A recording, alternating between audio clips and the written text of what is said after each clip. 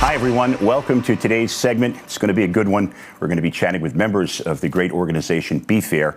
And we have with us today on the program Rich Weisenfluh, the CEO. We have Tara Jacobson, who is the grants manager and also in charge of fundraising. And to my right, Kim Baker, who is also a board member and a vice chair. Ladies and gentlemen, thank you so much for being with us today. Thank you for having us. Wayne. Thank you. Rich, why don't you start it off for us? Talk about BFAIR, the whole organization, and your activities and accomplishments over the last year. Okay, sure. BFAIR, we were founded in 1995. We provide 13 different services, which is really great to have that range, so we can offer anyone interested, family members and individuals, all of that from residential services, which is our developmental disabilities, intellectual disabilities, Down syndrome, and acquired brain injury as well. So those services extend throughout the county, and we also have 3 homes for adults with acquired brain injury in the Pioneer Valley as well. So pretty broad. That's probably the most where we have people have the most independence and flexibility of services and options in our residential program. And the other side of that equation is folks who need a little more, they have a more significant physical disability and possibly a cognitive as well. So, and that is more medical model. So occupational therapy, physical therapy, nursing, that's Monday through Friday, 8:30 to 3:30. So in between all of that, we have, I was talking with Kim this morning about our in-home clinical service for students with autism. So, and that may serve 15 people, and that's our applied behavior analysis, a very clinically intensive program meeting individual social needs and behavior modulation and things of that nature. And we also have a program right here in Pittsfield for individuals and family support. So those folks live independently in the community, and to do so, our staff support them, either setting up medical appointments or helping with money management, or and introducing them to community resources, which is broad. So it runs the gamut from that, and what's really neat too is our employment program. And that's vast throughout the county, and a few employers that we work with or have offered the folks or just we've helped with their hiring needs and their workforce needs. Steiner Film, North Adams Housing Authority, the City of North Adams, the Log at Ramontos. I've never eaten there, maybe at some point I should. AJ's Pub, Trailside Pub, and Adams. So, you know, what's special about that is I think those businesses, they recognize they've maybe been at the front in some cases of diversity, equity, and inclusion, because that, if you think about that you know, the diversity of your community is people with disabilities, be it cognitive or physical. The equity is work opportunities and things such as that, and then the inclusiveness, you have a broad community that does include people with disabilities as part of it and meaningfully. So the other portion of our employment program is something really special as well, and that's our Bottle and Can Redemption Center. We do a lot of business there, 2 million cans and bottles a year. So it's incredible to watch them process all of that. You know, and while it is a business, the aspects of that for us is, again, the employment opportunities that we can provide directly. And also you have the customer service. So we're introducing the community to us and vice versa, be it at the counter or processing cans and bottles. And then, you know, what I really care for too is the recycling aspect and the environment. So it's a strong, vibrant business, and we actually have had community support that Kim may mention as well for that. So, and then alongside of that, which was one of the things we accomplished this past year, was our learning lab. So what we do there, again, is a portion of our employment program. So we have students from local high schools, and you know, I don't know about you, but finding my way without someone supporting my vocational interests or helping me with that is tricky. So I have 1 or 2 friends who knew right off the bat what they were going to do, but I didn't. So what we do there is allow the students, or give these students the opportunity to explore and to define their interests. And we have what's called MECA kits and different things like that. We also have employers who provide, you know, on-site, come in, check out what we're doing. We have that availability as well. And then from there, they acquire the skills. They know what, you know, somewhat of their interest. And from that, then they have the opportunity for us to support them finding employment and then supporting them on the job. So great examples of that as well. I think Big Y is one of those. And then an aspect of that program as well is the community coming in to those folks, be it the Regional Transit Authority, because one of the skills you may need to get to work and get home is to ride the bus and understand the schedules and things like that. And we've also had professors from MCLA come in from the STEM program, and they'll work with them as well. So it's just a wonderful interaction and a learning experience at the same time. To do all of this, at the height of our staffing ratio, I suppose, it was 383 employees. COVID had some effect on that, so in addition to serving 400 to 600 individuals, depending on the year, we provide employment opportunities as well. And to refer to our employment base is just really, it's really something I really enjoy talking about, because if you look to them and what they do, the human rights aspect of their training and how they interact with the folks we support, the dignity also is wonderful, plus the level of responsibility. So it's a great point with the dignity. Great point. Yeah. Thank you. Yeah. The other medication administration, CPR, first aid, so they're interacting, the training, the skill development, how they interact with the individuals through the human rights and the dignity aspect, and then they're responsible to safety and the health and things like that. So just hats off to our staff. A lot of respect for them. The COVID, hate to talk about it, but the pandemic, I think that what the work they do really came to the forefront. They became essential workers. For us, they always were, no question, right? Mm-hmm. But the pandemic just made that more visible to the community. So, yeah. So, Rich, fabulous work. Almost 400 employees, over 2 million cans get redeemed every year at your redemption center. This really hits home with me because I have a cousin that's autistic. So, wonderful, wonderful work, and really applaud you and your organization for that. Yeah, thank you. Tara, Summer Kickoff Festival, it's coming up. You guys are very excited about it. Tell us about this event. Oh, we're so excited. So our Summer Kickoff Festival is going to be held on June 11th from 11 to 3 at Berkshire Community College at the beautiful Patterson Field. And the name of the event really says it all. It's a fun kickoff for the summer.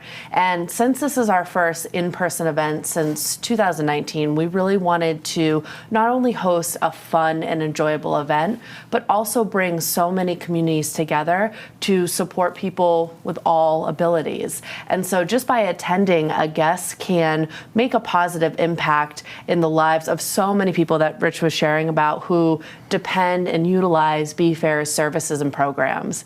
And we have a really, really fun day planned. We're going to have live music by Code Blue Duo. There's going to be tasty food and treats. We're having games and activities tents, including giant checkers and skee ball, make your own sun catcher, a photo booth, and even a high striker. So we'll also have a 50-50 raffle. There's going to be a basket raffle where guests can vote or choose their favorite item. We've gotten so many in-kind donations from local businesses, including a self-care kit from Berkshire Co-op. We have gift certificates to restaurants like the roasted garlic. We have Log by Ramunto's. Rich, you'll have to go there now. And also zucchinis. And we even have a beautifully crafted box full of treasures from Flourish Market. So just a really lot of wonderful things. And our showstopper for the event is our Fairway mini golf tournament. And this is actually a resurrection of a past BFAIR event because it was so beloved, and we are really excited for this. So teams of 2 are going to compete in 9 holes of mini golf, and the best part about it is you don't have to have any talent at all, because we have 3 different categories. Yeah, me too.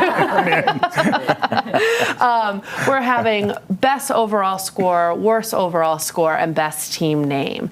And the first and second place prizes are going to be a gift certificate to downtown Pittsfield, where you can actually redeem it at over 25 establishments. And then third place is going to be a delicious gift certificate to SoCo Creamery. And so we're just so excited. So folks can grab a teammate, get really creative in their name, and come with whatever skills they have and be part of the tournament. And honestly, you know, everything that I've been sharing today about the event could not be possible without our sponsors. We have over 20 organizations and community members who are sponsoring this event, and especially a really big part of this has been our support from Greylock Federal Credit Union, who is our Beat the Heat sponsor, and then our Mountain One Bank is actually our Fun in the Sun sponsor. So we've just been so appreciative of all the support, and we're really looking forward to it. So many great activities, and a great venue at BCC. How do people register for this? That's a great question. So we have 2 different registration types, general admission and then golfer. So if someone gets a general admission registration, they can have access to the entire festival. And then golfer is everything general admission includes, with addition to being part of the mini golf tournament to get some of those great prizes I had mentioned. And so by going on to BFAIR.org and clicking on the great Summer Kickoff Fest banner, it will bring you right to our website, our event website, where you can register and learn all more about our event.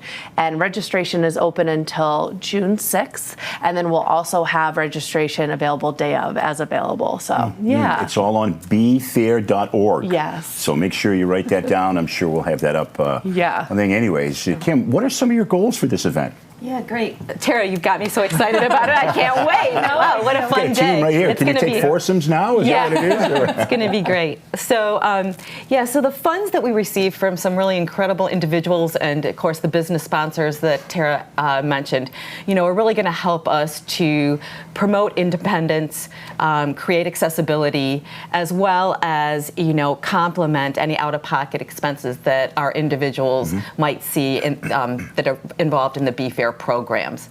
But primarily, our goal is community engagement.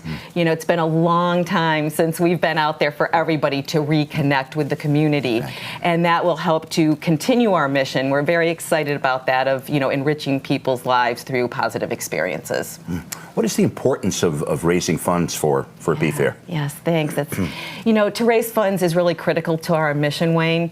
Most of our programs are funded by state contracts, but they're not. And so we need funds to be able to provide services to our clients, such as quality programs that are provided by essential direct care workforce. It's very important for these generous donors to be able to help us out and maintain our budget in order to make sure we are not negatively impacting our services. And I also just want to mention that I'm proud to say that we're also a member agency of Northern Berkshire United Way, as well as Williamstown Community Chest, and they really do help us support our work in the community. One other area that's been really a challenge, and it's been a challenge with a lot of industries, but especially in the human service area, is staffing. So also donations, gifts, any sponsorships, it's really been able to help us be creative and develop resources to, retain our current staff, as well as also to attract new talent. And then lastly, if you don't mind, I'm going to mention a few things that our funds have actually done that are really specific. So we're excited to have a new gazebo and raised garden bed at our Roberts Drive Community Day Hab in North Adams. Nice. Exciting, Nice. And we also have been able to purchase accessible, I'm going to say that wrong, that assisted technology equipment for both of our day habs.